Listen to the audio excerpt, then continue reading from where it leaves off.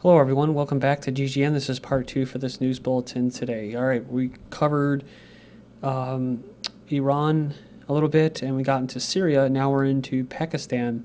U.S. drone attacks are killing 49 people for every known terrorist in Pakistan. That's 1 out of every 50 victims of America's deadly drone strikes in Pakistan are actually terrorists, while the rest are innocent civilians, a new report claims today. A joint study by Stanford and New York universities concludes that men, women, and children are being terrorized by the operations 24 hours a day.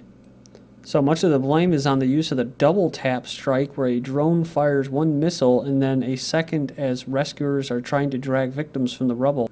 The tactic has cast such a shadow of fear over strike zones that people often wait hours before daring to visit the scene of an attack. Investigators also discovered that communities living in fear of the drones were suffering severe stress and related illnesses. Many parents had taken their children out of school because they were so afraid of a missile strike. Lastly, 345 is the number of drone strikes that have hit Pakistan's tribal areas in the past 8 years. A U.S. drone strike killed 5 in North Waziristan, attacking a targeted house in this Masaki village. So a U.S. drone fired 2 missiles at a house, a village in Pakistan's North Waziristan agency, killing 5 people according to reports from security officials who said some of the slain might be militant fighters. So I guess that just makes it okay. It was the second U.S. drone strike against the area in the past 3 days, after Saturday attacked and killed 4 people in a car. So talking about Pakistan, the RAND Corporation, a nice little think tank, says India must prepare for conventional wars with Pakistan and China. Covered recently about how India was actually purchasing jet fighters, and also they were deploying troops along their border with China. But also in India they were having protests over, I believe it was, fuel prices. Also they're having floods as well. So then to Somalia. Remember I mentioned this about how they pretty much have it on lockdown right now with Somalia and al-Shabab. This is from the 18th of September. Thousands flee as Somali forces advance on Kismayo. So the Somali government forces are advancing on the city or the town or village, the key stronghold of the Islamic group al-Shabab, as thousands of residents flee an expected assault. 20 die and 30 wounded in a clash between rival Somali clans. So this was from September 19th. At least 20 people have been killed.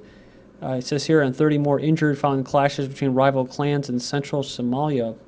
The battle broke out last Wednesday. Says the fighting was triggered by long-standing hostilities over the ownership of grazing land and water wells.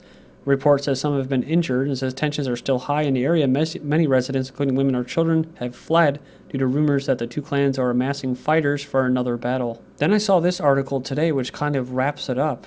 This Hizbul Islam quits al-Shabab alliance's shift in Somalia. The Somali militia has announced that it is parting ways with al-Shabab. So the militia spokesman made the surprising announcement on Monday. He told reporters that al-Shabab fighters are no different than unbelievers. He went on to say that al-Shabab had misinterpreted Islam and that the Hizbul Islam is ready to hold talks with the new government. But just like everything else, it's about oil, right? This is from January. Somalia oil exploration and drilling begins in northeast Somalia. So remember we were just talking about the gas reserves and the little dispute between Turkey, Greece, and Israel. You have this different little splinter of factions going on. Mali's secular Tuareg rebel splinter, new group, says independence is unrealistic. So the former colonel of the Tuareg rebel group fighting for an independent homeland of Mali's north announced Monday he is leaving the movement because its goal of independence is unrealistic. Lastly, Mali was plunged into turmoil in March after a coup in the capital of Bamako created a security vacuum. Then you have Ethiopia's new prime minister sworn into office. He looks a pretty strict dude. And this comes after what? The former premier died in August at the age of 57.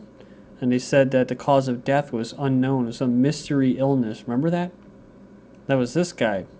CIA takes over as Ethiopia regime crumbles, so that wasn't working out too well for them. So now they got this dude, and it says here, South Sudan presidents in Ethiopia for summit on bilateral ties. If you remember, the U.S. was trying to send Marines over there in the Sudan. But like I just said, it's like everything else. It's about the recolonization of Africa and the exploitation of their resources. Iraq aims to unite with new national anthem and flag. Iraq is seeking to replace its national anthem and flag in a move aimed at providing unifying national symbols and putting decades of conflict and hardship, that's what you call it, in the country behind it. So then we have Turkish public sours on Syrian uprising. I've been covering Turkey and the PKK and the Turks and how the Kurds are in the middle, right? And there could be an actual autonomous Kurdistan created, and that Erdogan and Turkey are supporting the Zionists in that, and they may actually screw themselves at the same time because they'll have to be dealing with the PKK, which could be actually funded by Iran and Syria to create instability in Turkey so they could stop supporting invasion and regime change of Syria.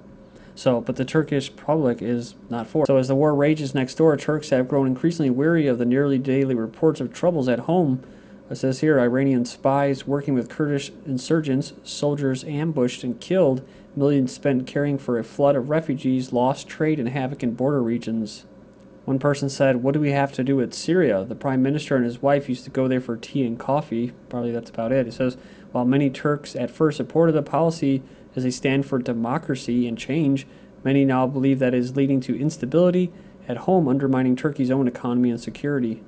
Finishing up, suddenly Turkey appears vulnerable on multiple fronts. A lot of Turks are seeing this as a direct result of their aggressive posture against Assad and Syria.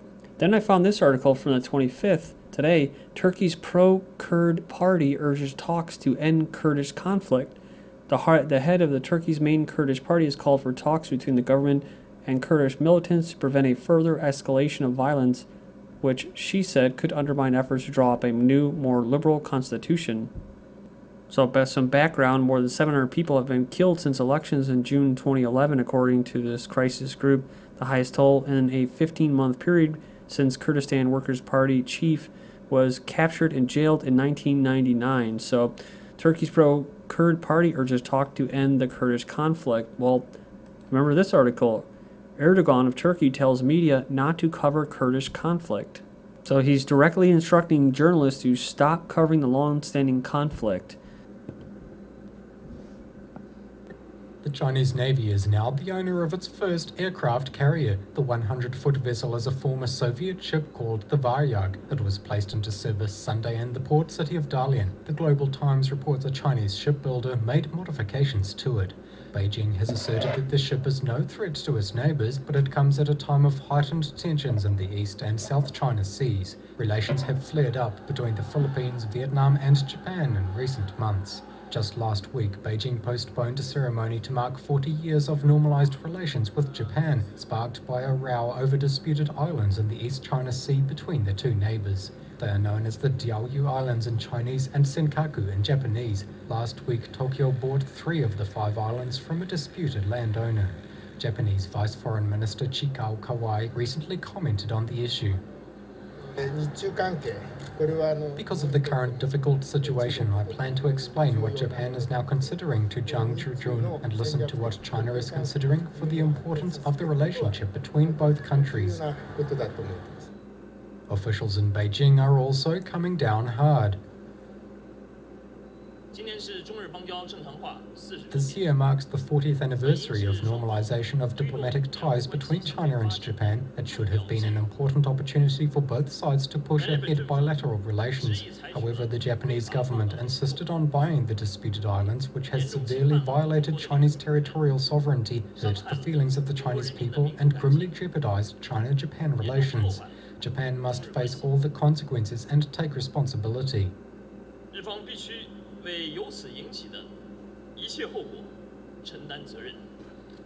Japanese Prime Minister Yoshihiko Noda has called for calm as he travels to New York for the United Nations General Assembly.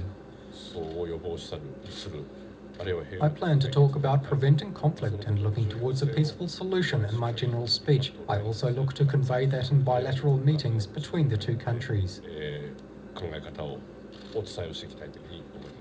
In a move that could further complicate the territorial row that is threatening relations between Asia's biggest economies, a group of fishermen from Taiwan, which also claims the Rocky Isles, said as many as 100 boats escorted by 10 Taiwan Coast Guard vessels would arrive in the area later on Monday.